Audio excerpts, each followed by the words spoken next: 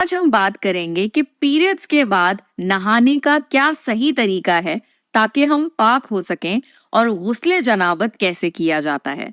So let's get started with the video. निजासत यानी impurities दो टाइप की होती हैं, माइनर इम्प्योरिटीज और मेजर इम्प्योरिटीज। माइनर इम्प्योरिटीज होती हैं जैसे कि urination, stool, fart, vaginal discharge, जो कि वजाइना से व्हाइट कलर का फ्लूइड निकलता है। ये सब माइनर इम्प्योरिटीज हैं।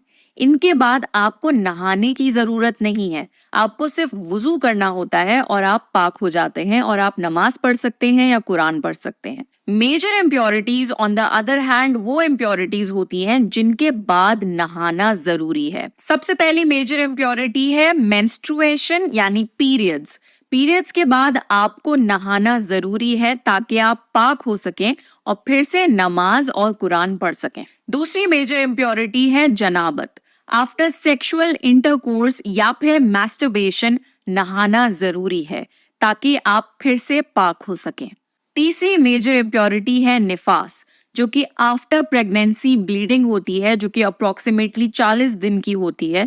उसके बाद आपको नहाना जरूरी है ताकि you can resume your praying. अब हम बात करेंगे कि नहाने का क्या सही तरीका है जिससे आप पाक हो सकते हैं।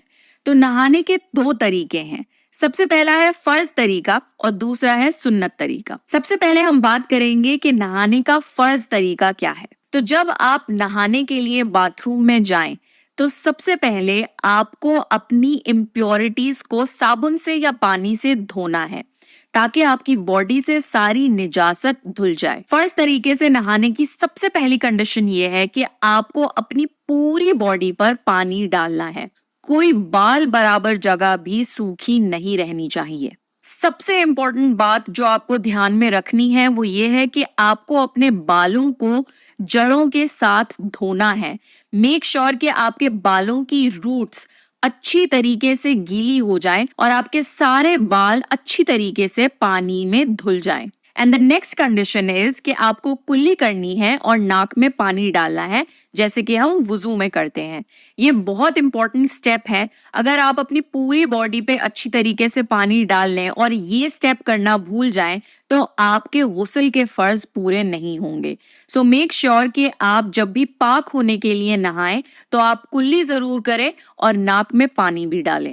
And that's it. ये फर्ज तरीका है नहाने का और अगर आप सिर्फ फर्ज अदा कर देंगे तो भी आपका गुस्ल मुकम्मल हो जाएगा और आप पाक हो जाएंगे और आप नमाज पढ़ सकते हैं, कुरान पढ़ सकते हैं या कोई भी और काम कर सकते हैं। अब आते हैं नहाने के दूसरे तरीके पर यानी सुन्नत तरीके पर। जब आप सुन्नत तरीके से नहाने के लिए बाथरूम में जाएं तो सबसे पहले आप नियत करें कि आप पाक होने के लिए गुस्ल करने आए हैं। फिर आप बिस्मिल्लाह पढ़ें और अपने हाथों को 3 बार धोएं। फिर अपने लेफ्ट हैंड से अपने प्राइवेट पार्ट्स को धोएं या फिर जहां भी निजासत लगी है उसे अपनी बॉडी से क्लीन कर दें। फिर आप अपने सर पर 3 बार पानी डालें और अपने हाथों से अपने सर की जड़ों को अच्छी तरीके से गीला कर लें। इसके बाद आप अपनी पूरी बॉडी पर पानी डालें।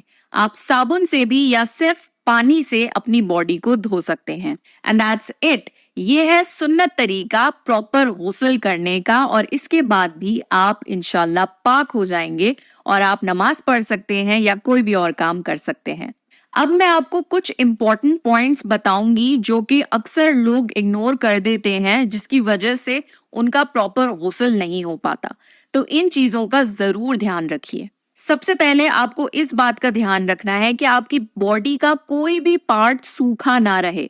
तो अगर आपने कोई रिंग पहनी है या कोई भी ज्वेलरी पहनी है जो कि ज्यादा टाइट हो और उसकी वजह से कोई बॉडी का पार्ट सूखा रह जाए तो उसको या तो उतार लीजिए या उसको थोड़ा ढीला कर लीजिए ताकि वहां पर भी पानी जा सके। अगर आपने कोई भी ऐसा कॉस्मेटिक लगाया हुआ है जैसे कि नेल पॉलिश जो कि एक बैरियर बन जाता है और आपकी बॉडी पे पानी नहीं पहुंच पाता तो आपको उसे नहाने से पहले रिमूव करना है, क्योंकि अगर आप नेल पॉलिश लगाकर नहाएंगे तो आपका गुस्ल या वुजू नहीं होगा।